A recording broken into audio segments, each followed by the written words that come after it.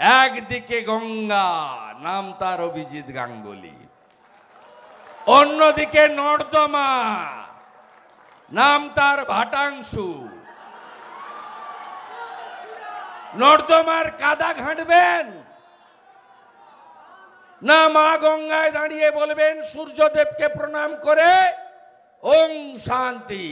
Service কমিশনে বেশ কয়েকটা চিটিংবাজ ভিডিও নাম্বার টেম্পারিং করে পাস করেছিল।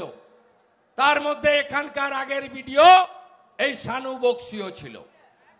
আপনি ভাবছেন অভিজিৎ গাঙ্গুলি এদের ছেড়ে দেবে? ছেড়ে দেবে?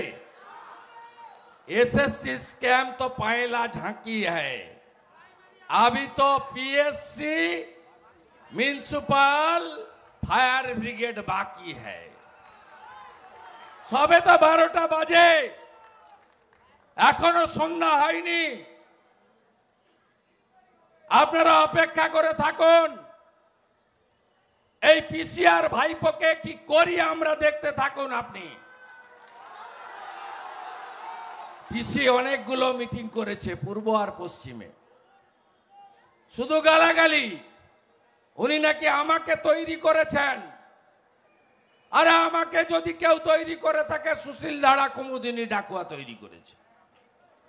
আমার যদি কোনো অভিভাবিকা থাকে তার নাম প্রয়াত আভা মাইতি। আপনার পার্টি তৈরির আগে 95 সালে আমি কাউন্সিলর, 88 সালে আমি কলেজের ইউনিয়নের জিএস। আপনি কার কাছে বলছেন? আপনার লজ্জা লাগে না? কলকাতা থেকে লাফিয়ে নন্দীগ্রামে এসেছিলেন, ভুলে গেছেন 3 বছর আগের কথা? ভুলে গেছেন? 65,000 মুসলিম ভোট ছিল। ভেবেছিলেন 65,000 মুসলমান ভোট পেলে আমি শুভেন্দু অধিকারীকে হারিয়ে দেব। আপনি হেরে বাড়ি গেছেন। যতদিন বেঁচে থাকবেন কানের কাছে বাজবে, হেরেছি হেরেছি হেরেছি।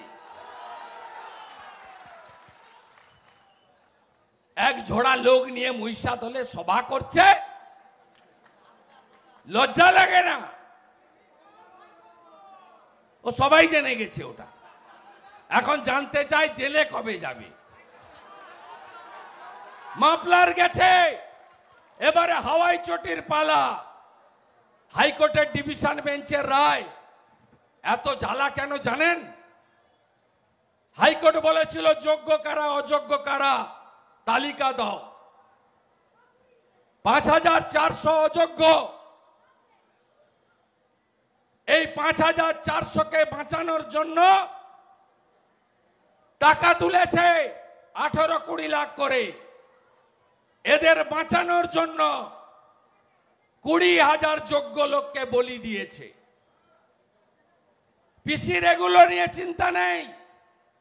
পিসির চিন্তা একটাই, মহামান্য বিচারপতি দেবাংশু বসাকের বেঞ্চ রায়ের 17 নম্বর ধারা ক্লজে বলেছেন অতিরিক্ত শূন্য পদ কারা করেছিল তাদের খুঁজে বের করে সিবিআই হেফাজতে নিতে পারে। আপনারা শুনে রাখুন, এই 5,400কে রেগুলারাইজ করার জন্য 5ই মে 2022 ক্যাবিনেটে মিটিং হয়েছিল। তার সভানেতৃত্ব করেছিলেন এই ঠগি পিসি। ঠগি পিসি বুঝেছেন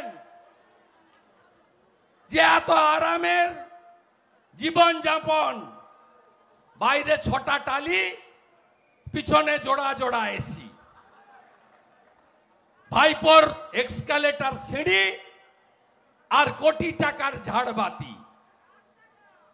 আপনি চিকিৎসা পান না, আর ভাইপো আমেরিকায় যায় হপকনসে, যেখানে 1 কোটি টাকা জমা দিয়ে নাম এন্ট্রি করতে হয়। কোথায় ছিল ঠাঁট বাঁট 11-র আগে? বলছেন বাপ বেটা ছিল না নন্দীগ্রামে। আরে আপনার মা বেটা কোথায় ছিলেন? আপনি কোথায় ছিলেন? 3রা জানুয়ারি আন্দোলন শুরু হয়, আমি বামন চকে। 7ই জানুয়ারি সেলিমের দেহ ভাঙাবেড়া ব্রিজের নিচে আমি মোটর সাইকেল চালিয়ে আমি তুলেছি। আপনি তখন ক্যাডবেরি আর স্যান্ডউইচ খেয়ে অনশনের নামে টাটাকে তাড়ানোর কাজে ব্যস্ত নার্সিংহোমে ছিলেন। একের পরে ঝাঁপ বন্ধ করে দিয়েছিল বুদ্ধবাবু। দিদি থেকে দিদিমা হয়ে যেতেন, কোনোদিন মুখ্যমন্ত্রী হতে পারতেন না যদি মেদিনীপুর না থাকতো। খুব ভালো লাগে শুনতে আপনাদের না? গুণধর বাবু স্বাধীনতা সংগ্রামীর জায়গা এটা ভালো লাগে? বলে মেদিনীপুর গদ্দার। আরে আমাকে বল না, আমি বুঝে নেব। একবার হারিয়েছি আবার হারাবো, একবার হারিয়েছি আবার হারাবো। তোমার আলালের দুলালকে জেলে ঢোকাবো, বলে বলে করব। অনেকে বলে আপনি আগে বলেন কেন? বেশ করি, বলি যা বলি তাই করি, যা বলি ভেবে বলি, আর যেটা বলি করে দেখাই। কেষ্ট কারো রাজ্য চাকরি যায়নি, ওরা তৃণমূল তৈরি করে পাঠিয়েছে, এগুলো করে কিছু হবে না। অভিজিৎ গাঙ্গুলি অনেক ভোটে জিতবে। আমার মার্জিন ছিল 2,46,511, এর মার্জিন 2.5 লাখ হবে। Smart news Bangla, smart news Bangla.